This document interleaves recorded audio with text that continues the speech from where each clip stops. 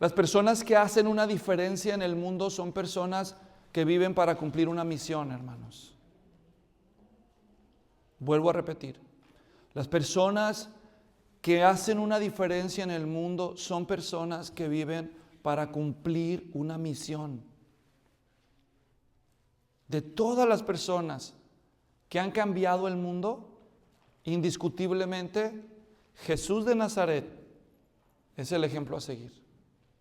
En este sentido, Jesús vivió entre nosotros con una misión clara, con una misión dada por Dios, una misión que produjo división entre la gente, pero con una misión.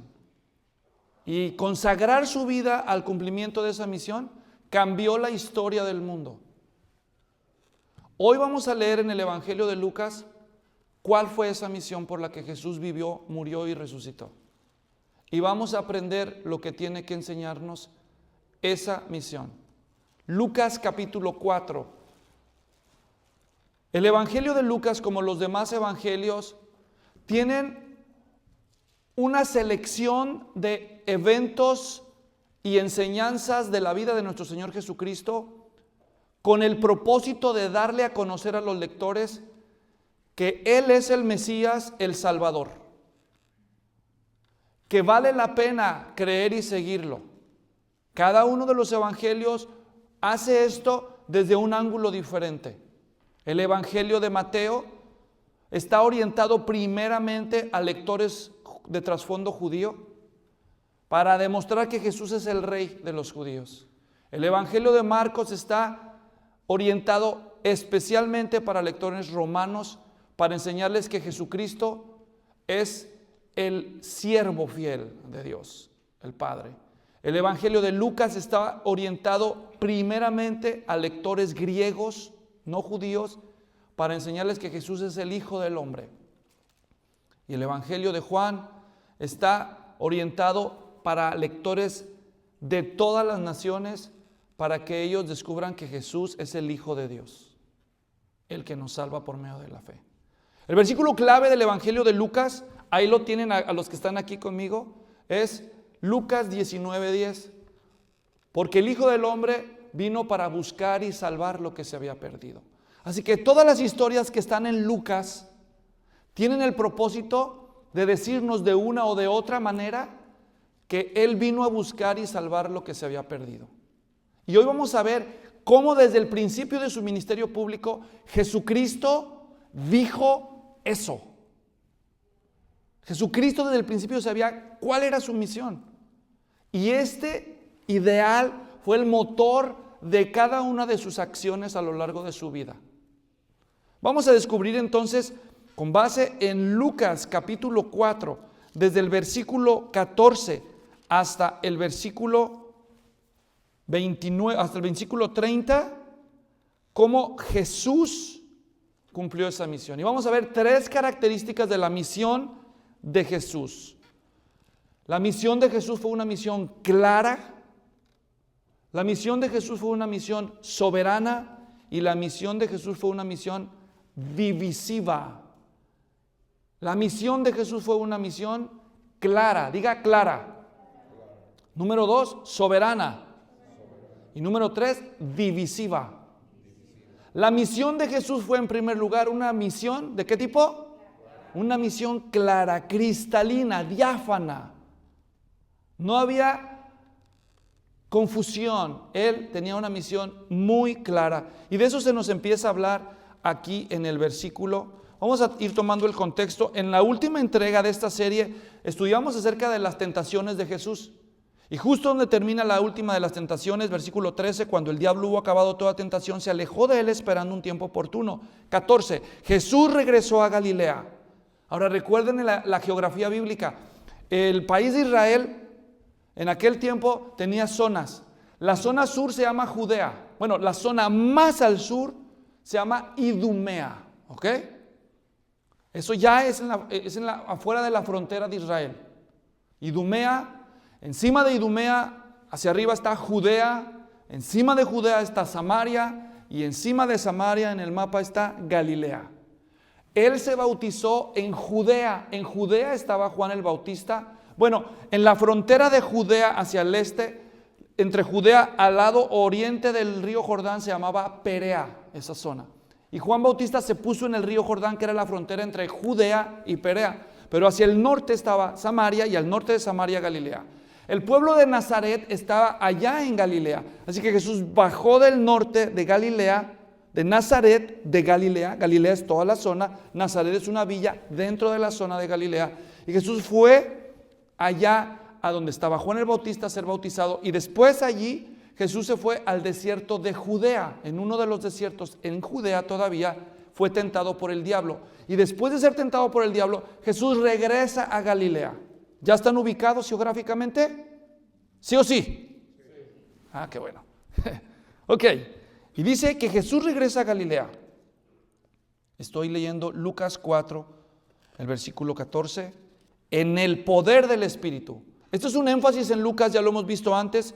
Dice al principio de las tentaciones, versículo 4:1, Jesús lleno del Espíritu volvió del Jordán y fue llevado por el Espíritu en el desierto. Así que sus 40 días de tentaciones, él andaba en el poder del Espíritu y sigue en el poder del Espíritu cuando empieza su ministerio público. Y dice que las nuevas acerca de él se divulgaron por toda aquella región. La noticia, ¿cuál noticia? No tenemos mucho aquí de qué dar noticias acerca de Jesús. Entonces, ¿de qué noticias está hablando Lucas? Cuando menos de 2 noticias. Número 1. Cuando Juan vio a Jesús, ¿qué dijo Juan delante de toda la gente? ¿Se acuerdan? Este es el Cordero de Dios que quita el pecado del mundo. 2 veces lo dijo Juan el Bautista según el Evangelio de San Juan capítulo 1. Así que toda la gente oyó y dijeron, ¿qué dijo? ¿Este es el Cordero de Dios? Oye, eso tiene una carga mesiánica. ¿Está diciendo Juan que Él es el Mesías? Es que estamos esperando. Y segundo, cuando Jesús fue bautizado por Juan Bautista, se abrieron los cielos y desciende el Espíritu Santo en forma corporal como paloma y se oye la voz del cielo, la voz del Padre que dice, ¿qué dice? Este es mi Hijo amado. Y esto sucedió públicamente delante de cientos de personas que se estaban bautizando con Juan Bautista. Y Jesús se desaparece porque se va al desierto. ¿Y dónde está ese? ¿Dónde está el que se oyó la voz de Dios? ¿Dónde está el que Juan Bautista, el santo profeta, está diciendo que es el Cordero de Dios? ¿Dónde está? Y de pronto Jesús aparece allá en Galilea. Bueno, no apareció por acto de magia, caminó pues del desierto para allá. Y entonces la gente lo reconoce y empiezan a decir, es Él el que dicen, es Él. Y las noticias empiezan a regar. Juan el Bautista dijo que ya llegó el Mesías. Se oyó la voz de Dios. Es un hombre, ¿de dónde es? Pero ¿cómo es posible? Es de un pueblito, es de Nazaret, de aquí de la región. Y se empezó a oír el rumor. Sigo leyendo. Dice entonces, y enseñaba en sus sinagogas siendo alabado por todos. Y Jesús empieza a meterse a las sinagogas, hermanos, que eran los centros de estudio bíblico. En cada villa normalmente había cuando menos una sinagoga. Y Jesús entraba y empezaba a enseñar y la gente se empieza a sorprender y lo alababan. Decían, wow, qué maestro, qué hombre, ¿de dónde salió este? Y el versículo siguiente dice, Jesús llegó ¿a dónde? A Nazaret. ¿Cómo le llamaban a él, por cierto? Jesús ¿de dónde? Entonces, ¿a dónde llegó Jesús? Llegó a su pueblo. Llegó a su pueblo. ¿De qué pueblo vienen ustedes, hermanos? A Jiquilpan llegó ahí. Llegó a Nochistlán. Cada quien tiene su lugar, ¿no? Ahora imagínate tú de un pueblito que uno que creció contigo, de pronto resulta que es el Mesías, ahora es el Mesías. Eso como que estaba difícil, ¿no? Para ellos.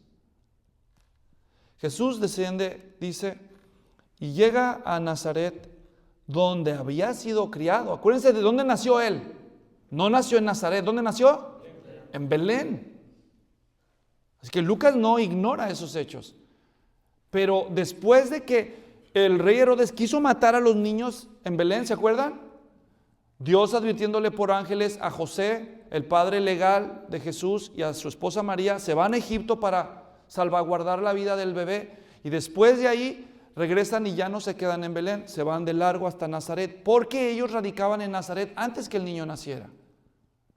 Ya vimos eso en Lucas capítulo 2, solo para recordar ahí, regresando un par de páginas, cuando dice el versículo 1, ustedes se acordarán, el edicto del emperador.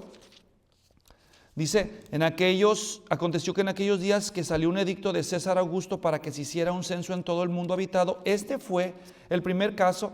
Y luego dice el versículo 3, todos se dirigían a inscribirse en el censo, a cada uno en su ciudad. También José subió de Galilea, de la ciudad de Nazaret, a Judea. Fue por eso que fueron a Judea, porque ellos eran originarios de Judea, pero radicaban ya en esas alturas cuando estaban comprometidos y casados en Nazaret. Ya estamos entonces bien ubicados geográficamente. ¿Y por qué? ¿Por qué Jesús regresa a Nazaret? Porque ahí creció él. Ese fue su pueblo, aunque nació en Belén. Bien. Hoy en día hay muchos de nuestros hijos que nacieron en América Latina, pero fueron traídos a Estados Unidos aquí siendo chiquitos, y ellos se sienten de aquí porque lo son en una buena medida. Entonces Jesús, aunque nació en Belén, ¿él de dónde se sentía? Pues de Nazaret. Y él decía, yo soy Jesús de Nazaret, ¿verdad? Entonces ahí regresa Jesús a Nazaret. Entonces, en primer lugar, la misión de Jesús fue clara, versículos 16 a 21. Y hay aquí cuando menos nosotros 5 observaciones que debemos hacer de esta primera sección.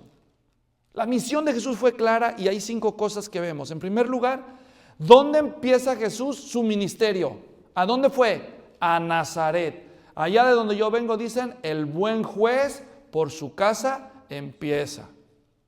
Bueno, si es cierto que quieres predicar, a ver, empieza por tu pueblo, ahí donde te conocen. ¿Saben por qué es particularmente predicar uno donde lo conocen y donde se crió? Porque ahí te pueden desmentir muy fácil, ¿verdad? Ahí te pueden desmentir fácilmente. Y Jesús no se intimidó. Él fue a su pueblo de origen. Ahora, antes de seguir con la siguiente observación, ustedes que son cristianos, ¿ya fueron a su casa entre sus parientes a dar testimonio de Cristo? ¿O ustedes son de los candil de la calle y oscuridad de tu casa? Que andamos evangelizando y ganando a los de aquí, a los de allá, pero en la casa nunca damos testimonio del evangelio. Nuestro Señor Jesús empezó por Nazaret. Segunda observación, dice que, observen, eso es muy significativo, entró en la sinagoga el día de reposo, pero antes de eso dice, según su hobby. ¿Así dice? Según su hobby. Observen esas palabras.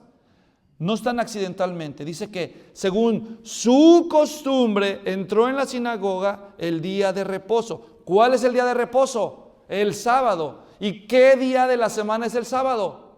Séptimo día. O sea que Jesús tenía la costumbre de una vez cada semana congregarse. ¿Sí o no? ¿Qué significa costumbre? Que no era eventualidad, era un hábito en su vida congregarse. Era un hábito, un hábito, un hábito. ¿Y tus hábitos? ¿Tú tienes el hábito de congregarte? Si tú hubieras sido cristiano, pero en los tiempos de Jesús, ¿cómo hubieras convencido tú al Señor de que tú no puedes congregarte cada semana porque estás muy ocupado? ¿Creen ustedes que Jesús estuvo ocupado y dejó de congregarse? Qué interesante, ¿verdad? Cuando un creyente viene y me dice, pastor,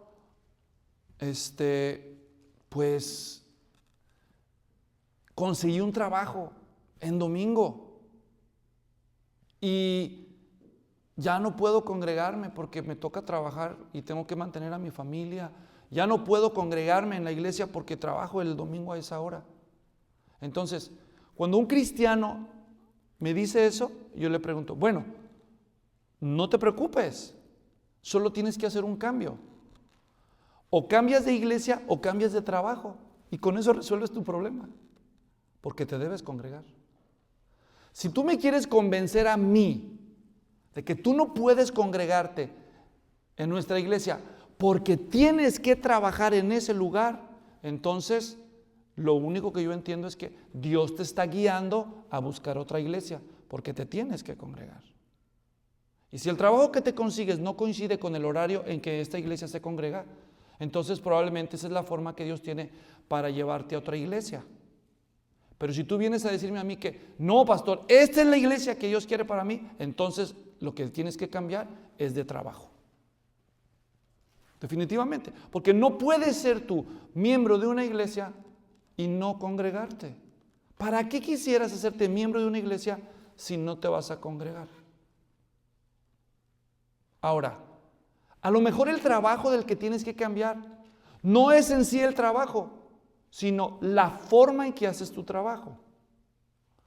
Digámoslo en términos prácticos. Si tú consigues un trabajo que te hace trabajar a la hora en que tu iglesia tiene las reuniones de adoración, entonces a lo mejor sin cambiar de trabajo tienes que cambiar de trabajo. Es decir, tienes que ir con tu patrón y decirle: querido patrón, quiero disculparme porque cuando yo busqué trabajo no tuve el cuidado de decirle que los domingos a estas horas yo no puedo trabajar porque yo estoy haciendo otro trabajo. Y no es afán de faltar al respeto, pero yo trabajo adorando a Dios. Yo soy parte de una congregación y ese es el horario de las reuniones de nuestra congregación. Y ahí tú vas a ver la respuesta de Dios y ese es el trabajo para tu vida. Porque si tu patrón te dice: bueno, ok, está bien, no hay problema. Entonces sí, probablemente entonces ese es el trabajo que Dios tiene para ti. Pero si tu patrón te dice: pues no, chiquito, aquí yo necesito a alguien que trabaje ese día a esas horas. Así que no tienes permiso. Entonces cuando la cosa se pone color de hormiga, lo único que te queda a ti decir es: discúlpeme, patrón, no fui muy claro cuando dije, no le vengo a pedir permiso, le estoy avisando que no voy a venir el domingo a esa hora, porque esa es mi iglesia y yo adoro a Dios primero antes que trabajar. Nada más quiere decirle por qué no voy a venir, que no es por flojo o por rebelde o por irrespetuoso, es que en mi conciencia yo adoro a Dios en esa iglesia y esa iglesia, ese día y esa hora es la reunión, y nada más quería avisarle por qué no voy a venir. ¿Con que me estás avisando? Sí, señor, le estoy avisando. Y si después del domingo a esa hora llegas tú 2 horas después, ya que se acaba tu reunión, y le dices a tu patrón: aquí estoy, patrón, y tu patrón te dice: no te preocupes, ya no te necesito, entonces acabas de confirmar que no era el trabajo de Dios para ti, que Él tiene otro trabajo para ti. Pero si tu patrón te dice: está bien, no hay problema, ponte a trabajar, ya aprendiste una lección, ya aprendiste a poner a Dios primero antes que tu trabajo. O tal vez esta no es la única iglesia que existe en el planeta.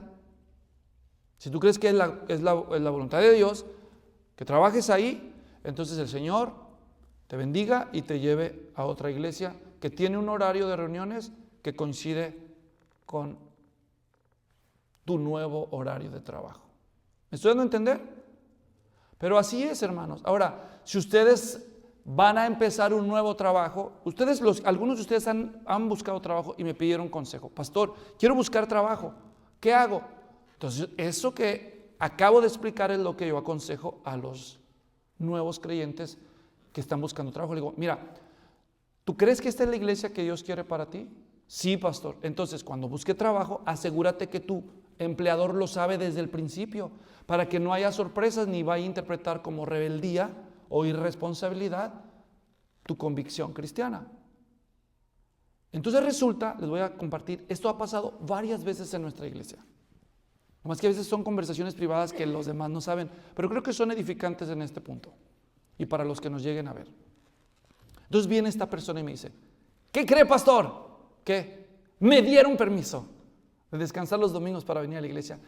Pues no lo dudé, yo le digo: qué bueno que lo descubriste, sí se puede. ¿Pero qué cree? ¿Qué? Ya se enojaron bien muchos de mis compañeros conmigo. ¿Por qué? Porque tienen años, tienen señoría esperando que les den el domingo, y a mí que voy entrando, ya me lo dieron. Recuerdo el caso particular, hermanos, de una persona que vino y me dijo, pastor, quiero que oren por mí. ¿Por qué? Es que yo seguí el consejo que me dio. Le dije al que me quería emplear y me dio los domingos para que viniera a la iglesia. Pero tengo un compañero de trabajo que ahora me está haciendo la vida de cuadritos. Porque tiene años esperando que le den el domingo y yo voy entrando y me lo dieron a mí. Pero yo simplemente lo pedí y le dije lo que usted me dijo. Bueno, pues vamos a estar orando por ese compañero. Pero eso no es todo, pastor. Ah, ¿no? ¿Qué pasó? Ese compañero es cristiano. ¿Cómo? Sí, está muy enojado porque él también quería ir a la iglesia, pero nunca le dieron permiso y ahora a mí me dieron permiso entrando. Y él es el que me trae, pero así, pero bien castigado. De verdad. Bueno, ahora díganme ustedes, cristianos, ¿de quién es la culpa? ¿Del nuevo? ¿Entienden lo que decimos? Si tu fe es tan pequeña de no creer que Dios te puede dar un trabajo que coincida con la congregación, que Él te ha guiado con su espíritu a ser parte, entonces, pues ora por fe. Pero si Dios te guía a una iglesia, entonces defiende eso, defiéndelo, lucha por eso. Y si no te quieren dar ese día de trabajo como descanso para ir a adorar, entonces Dios puede abrir puertas para ti. Algunos que me están viendo van a pensar que yo soy un fanático religioso radical. Está bien, pueden pensar lo que quieran. Si no funcionara lo que yo digo, no lo diría. Pero aunque no funcionara, yo lo haría. Es más, no digo yo lo haría, yo lo hice. Cuando yo también tuve trabajos seculares, es lo que yo hice. Y también fui despedido por defender este principio. Pero Dios tuvo misericordia y fortaleció mi fe y conseguía otros trabajos. Así que no me vengan a mí a decir que no se puede. Y menos en un lugar como en el que estamos ahora, donde hay trabajo. Hay trabajo. Entonces, más bien yo quiero animarlos a ustedes que elijan sus costumbres piadosamente. Piadosamente. Y tengan fe en Dios. Y esperen ser puestos a prueba. Esperen ser puestos a prueba. Ahora, no es la ley inquebrantable que tengas que venir a nuestra iglesia que tiene las reuniones, al menos en este campus, a las 4 de la tarde. No. Hay muchas iglesias, pero si tú tienes la convicción que esta es la iglesia para ti, entonces tendrás que encontrar un trabajo en donde a esa hora no trabajas. Dios te guíe y te dé fuerzas. Tercera observación. Dice que Jesús entró en la sinagoga como era su costumbre y observen, le dieron el libro del profeta Isaías y abriendo el libro halló el lugar donde estaba escrito. ¿Qué es el libro del profeta de Isaías? ¿Alguien sabe? Es un libro del Antiguo Testamento, por si no sabían, ¿verdad? Les presento Isaías, miren, si dan unas paginitas allá atrás, allá adelantito de los Salmos, sigue Proverbios, Eclesiastés, Cantares, y luego sigue, ¿qué sigue? Isaías. Nada más tiene 66 capítulos, por si no lo habían visto, se los presento. El profeta Isaías. O sea, dicho en otras palabras, ¿qué leían en las sinagogas? ¿Qué leían? La Biblia. Las reuniones de los creyentes, se estudiaba la Biblia, se leía la Biblia, se explicaba la Biblia como vamos a ver ahorita, se leía la Biblia. La pregunta que hago yo es, en lugar donde tú adoras, ¿de veras se lee la Escritura? ¿Se explica la Escritura? Una vez estaba en una clase de inglés que yo daba para la comunidad y venían estudiantes que no eran de nuestra iglesia, casi todos. Y entonces yo aprovechaba, las clases eran los lunes y yo aprovechaba y decía, ayer que estábamos en nuestra iglesia estudiamos un versículo y eso y eso. Y una vez una persona así un poco como irritada de que yo aprovechara los primeros minutos de la clase para decir eso, dijo, en nuestra iglesia también leemos la Biblia. Dije, qué bueno, ¿qué iglesia es esa? Aquí la San Bernards, dijo. Le dije yo, esa, está bien. No, yo estoy hablando en serio, dije yo, estoy hablando, ayer nosotros leímos la Biblia. No, pues se enojó más, ¿verdad? Dijo, No, nosotros también leemos la Biblia. Le estoy diciendo que leemos la Biblia. Le dije, no, mira, no me estoy dando a entender. En nuestra iglesia estudiamos la Biblia en serio. Y en la tuya no, así le dije. Te lo voy a demostrar. Dime de qué leíste ayer. Dime qué pasaje leíste ayer. ¿Qué creen que pasó? Pero sí la leemos. Ya ves, es lo que le dije. Hay una diferencia entre las iglesias que de veras leen la Biblia y la estudian y las que creen. Yo sé, yo también fui parte de ese fenómeno. Se leyó una porción del Evangelio de día, pero mira,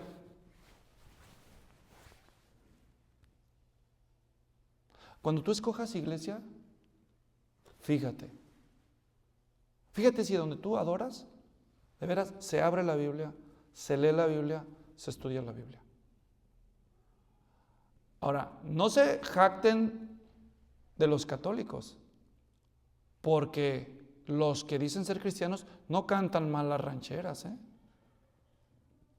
Tú puedes ir a iglesias que dicen ser cristianas y te hablan de todo menos de la Biblia. No leen la Biblia ni la exponen. Agarran la Biblia de pretexto para hablar de cualquier cosa.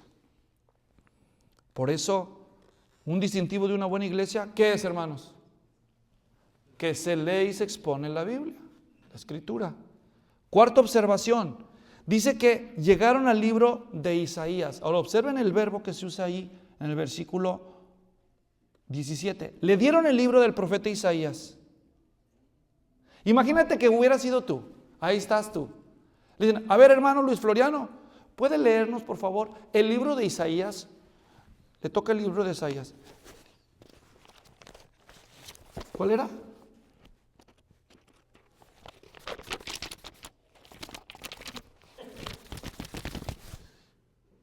No está, me está vacilando. No, sí está, hermano, ahí está.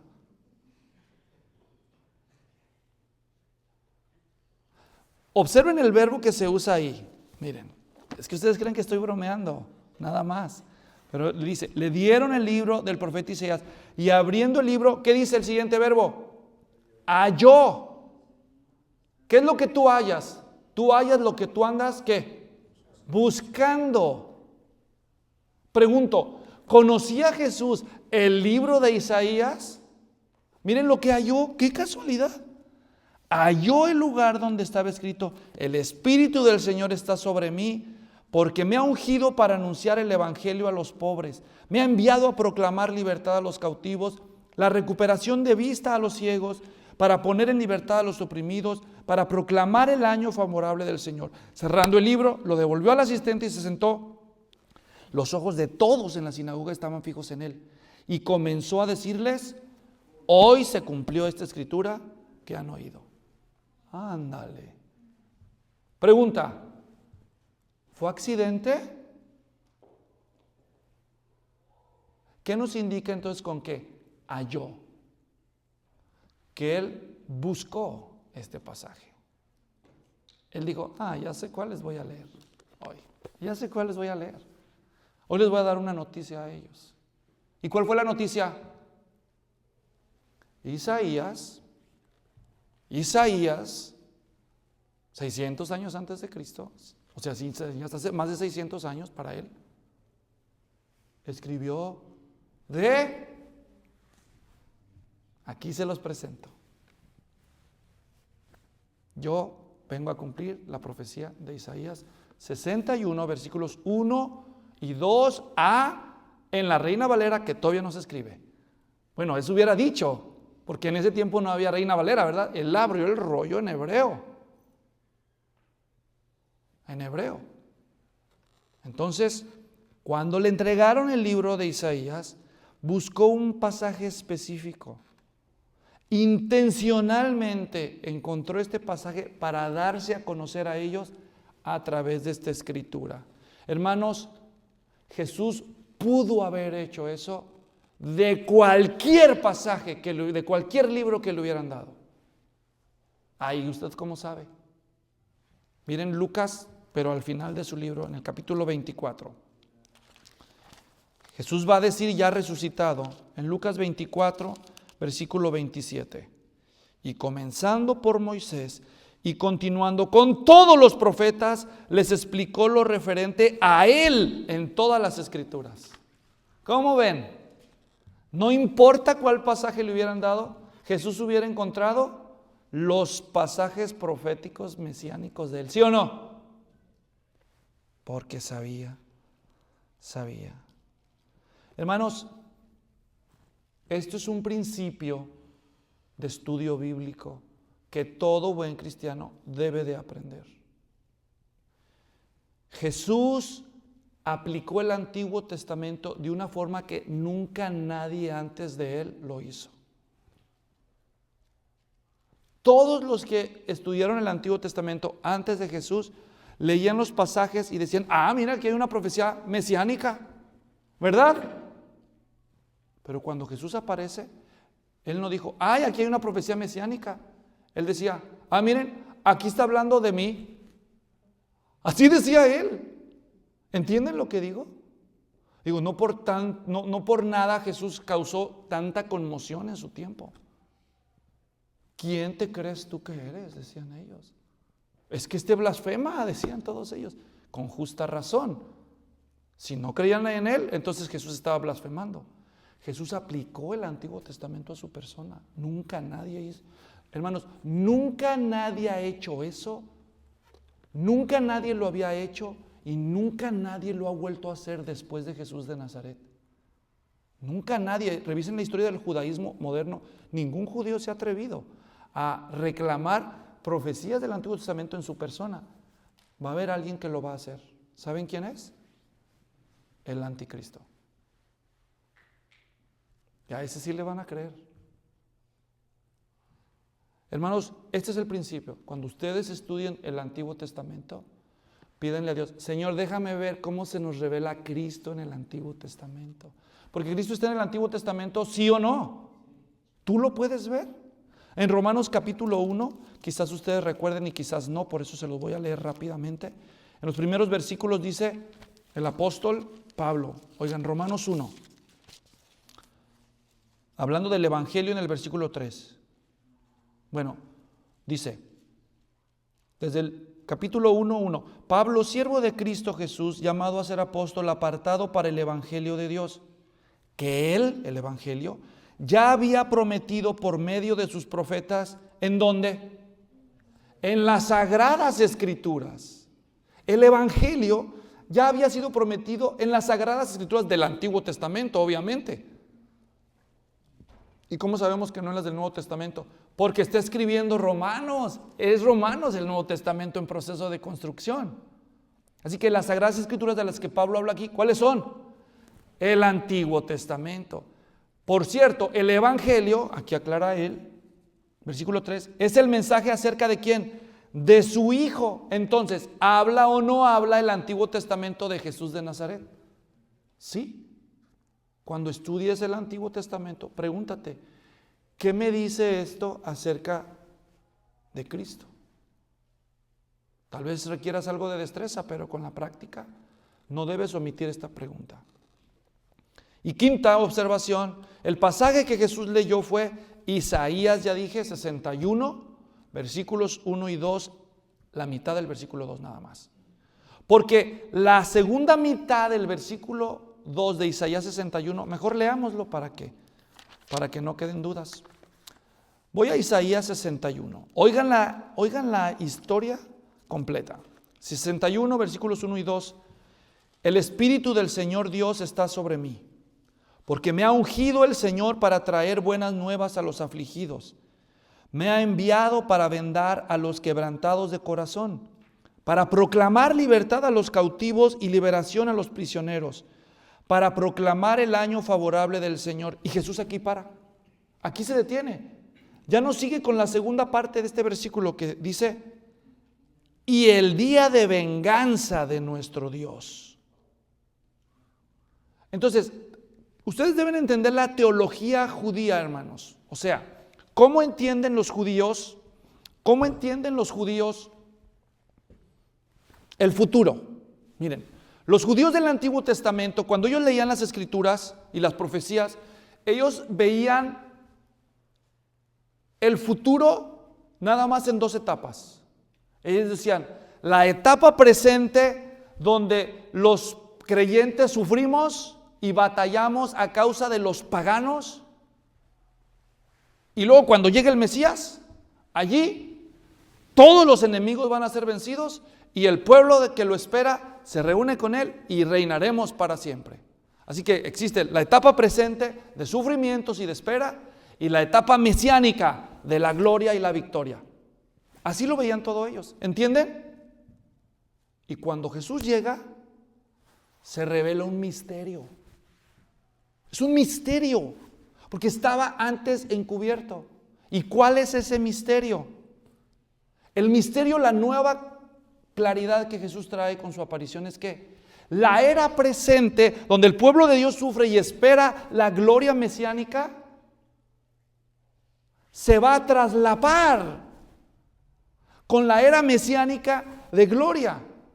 Es decir, que ciertos aspectos de la era mesiánica van a entrar en vigencia todavía en la era presente, pero no todos los aspectos de la era mesiánica. La era de la venganza, la era del juicio, la era de la humillación en contra de los enemigos de Dios, todavía está en espera. Y entonces hay un traslape ahorita de la era presente y de la era mesiánica que ellos antes no entendían. Ellos nada más veían, esto se acaba, se acabó, borrón y cuenta nueva, y empieza la era mesiánica. Pero ahora viene Jesús y dice, sí, acaba de inaugurarse la era mesiánica, pero todavía no viene el día de la venganza. Ahora, ¿cuándo viene el día de la venganza? Ustedes que ya saben la teología cristiana. ¿Cuándo? En la segunda venida de Cristo. ¿Captan eso? Pero eso ellos no entendían. Ellos no sabían que iba a haber un lapso muy amplio de tiempo entre la llegada inicial del Mesías y la gloria final que arrancaba con la era mesiánica. Ellos no entendían. Oscar Cullmann y otros teólogos famosos le llaman a eso. George Eldon Ladd le llaman a eso el ya y el todavía no. Ya estamos en la era mesiánica, pero todavía no estamos en la era mesiánica completamente. Aspectos inaugurados y aspectos pendientes por cumplirse. Esto fue algo nuevo. Ahora observen, cuando Jesús está citando Isaías, volvamos a Lucas, cuando Jesús cita Isaías, Él allí nos dice clarito cuál es su misión. Él está diciendo, miren hermanos, miren judíos, lo que dijo Isaías 61, bueno, no había números de capítulos. Lo que dijo Isaías en este pasaje se ha cumplido delante de ustedes. ¿Qué está diciendo Jesús? Lo que dice ese pasaje es lo que yo ando haciendo aquí.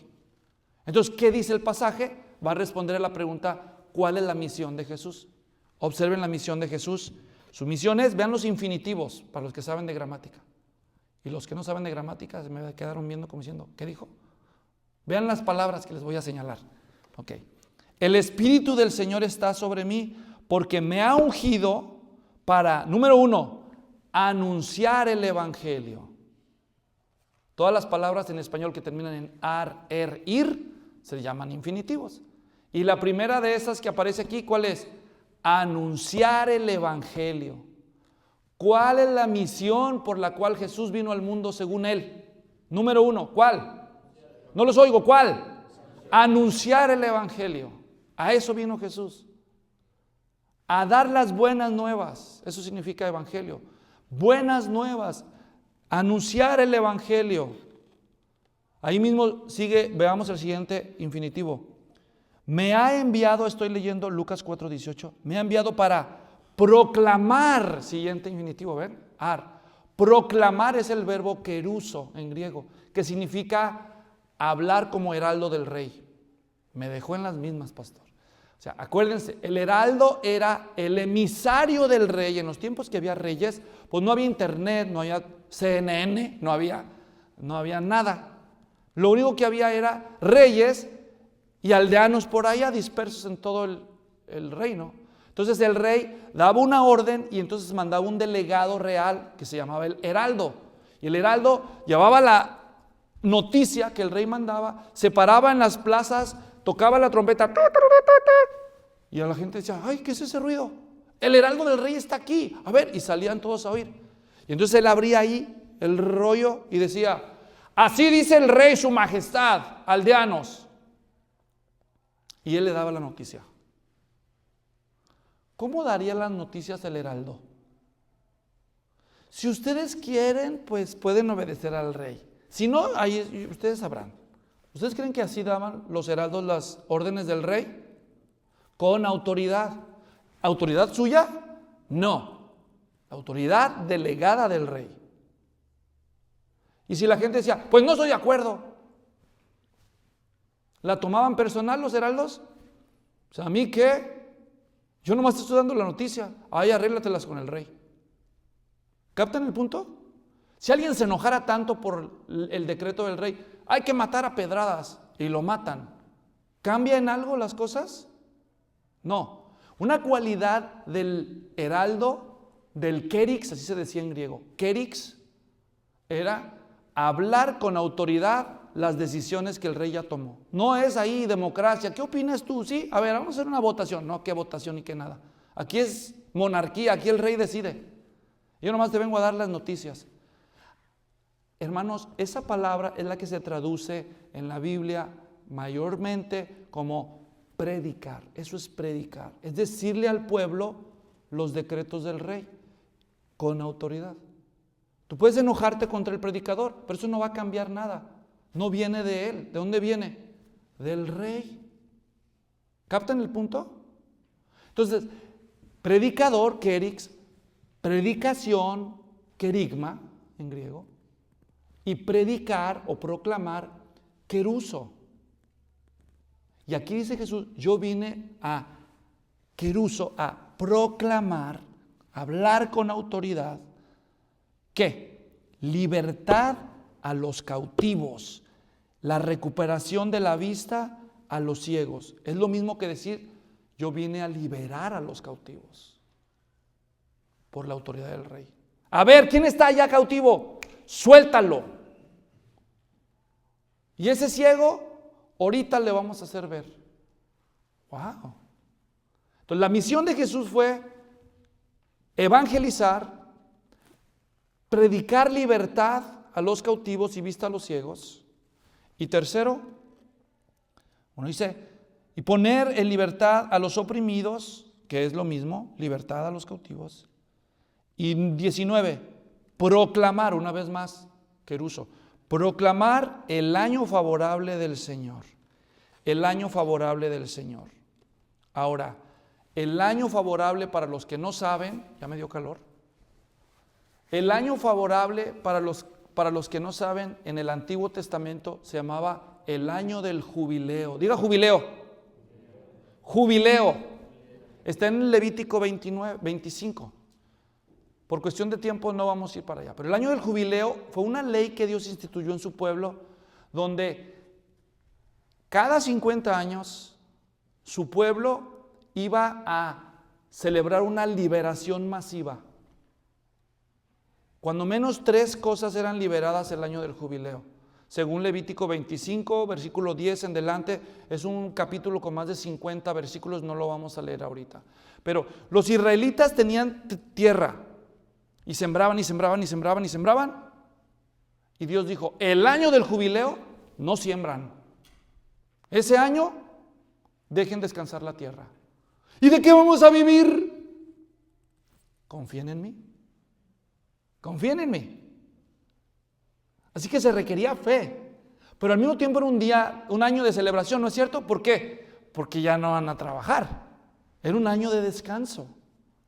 ¿Todo un año? Sí, el año del jubileo. Segunda cosa, a veces la tierra no daba y ellos decían, no, es que no me está dando cosechas, no puedo vivir de esto. Te vendo la tierra. Y decían, no, pero tú sabes que en Israel no se puede comprar la tierra para siempre porque cada tribu tiene su tierra. Bueno, te la vendo hasta el año del jubileo. Entonces, tú, como quien dice, rentabas la tierra. Pero cuando llegaba el año del jubileo, ¿qué creen que pasaba? La tierra regresaba a sus dueños. Era el año de jubileo, un año favorable. Y tercero, digamos que una persona decía, ni vendiendo la tierra pago mis deudas. Así que me vendo yo mismo como esclavo. El concepto de la esclavitud en el antiguo Israel era diferente a como nosotros entendemos la esclavitud, especialmente en el contexto norteamericano. Lo que ellos llamaban esclavitud realmente era una servidumbre temporal. Sí servían como esclavos las 24 horas, pero cuando llegaba el año del jubileo, ¿qué creen que pasaba? Todos los esclavos liberados, todas sus deudas perdonadas, todas sus tierras devueltas y sus cosechas, sus tierras descansaban para renovarse. De verdad que era un año de júbilo, ¿sí o no? ¿Te imaginas tú? Y el año que entra es jubileo, ay, pobre Wells Fargo, ni modo, ¿verdad? Jubileo, ¿verdad? Y ahora Jesús dice, yo llegué y voy anunciando, hey, noticia de última hora, se inaugura, ahora hermanos, el año del jubileo tenía una carga mesiánica también. Porque el pueblo de Israel nunca cumplió el año del jubileo, nunca obedecieron esa orden. Por eso Dios los castigó y los mandó al cautiverio, para hacer descansar la tierra todos los siglos que no obedecieron la orden del jubileo. Así que el pueblo de Israel empezó a albergar una expectativa mesiánica. Y ellos decían, cuando venga el Mesías, entonces por fin vamos a disfrutar ¿de qué? Del jubileo. Cuando Jesús está diciendo las palabras del versículo 19, que Él vino a proclamar el año favorable del Señor, lo que Jesús está diciendo en otras palabras, inauguramos el reino mesiánico. Eso es lo que Jesús está diciendo. Estas palabras, hermanos, cayeron como bombazo. Todos los que estaban ahí en Jerusalén, en la sinagoga de Nazaret, dijeron, ¿oyeron lo que dijo? No puede ser. A ver. Sí, es Jesús de Nazaret, el Jesús del hijo de José. O sea, ¿qué trae? ¿Cómo que ya que la...